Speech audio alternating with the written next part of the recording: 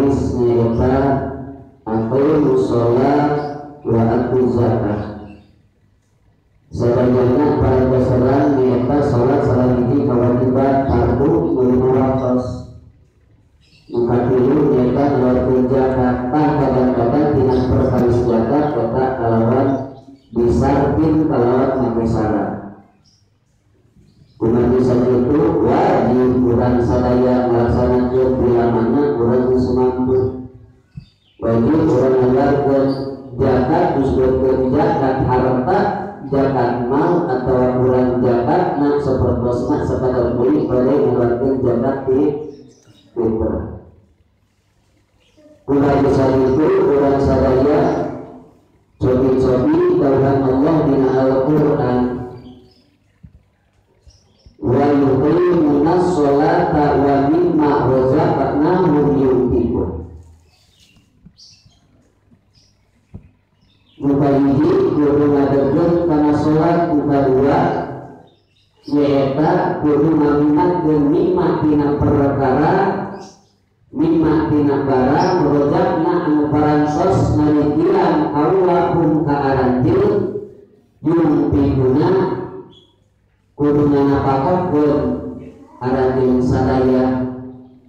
Tadi teh sebagian keterangan keur jalma anu mukmin nyata jalma anu iman digunakeunana eta harta eta barang anu dipasihkeun ku Gusti Allah bukosna rezeki teh namina dijalankeun dina kakuduanana dalam arti dia dijalankeun fi sabilillah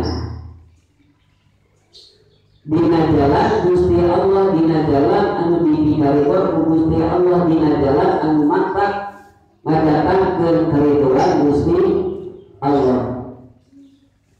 Mana bukosna digunakeun dibalanjakeun nyaeta contohna urang dipake nyaeta ngapakohan keluarga anak bojo diri urang sakeluarga.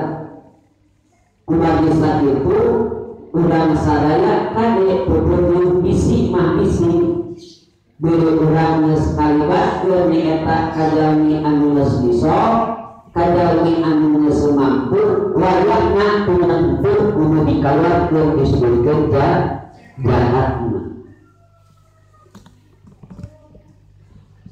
Ngamarina ieu anu urang sadaya umat jalma mukmin jeung mukminah muslimin jeung muslimah wayahna eta urang sadaya kudu bila mana geus mampu geus bisa wajib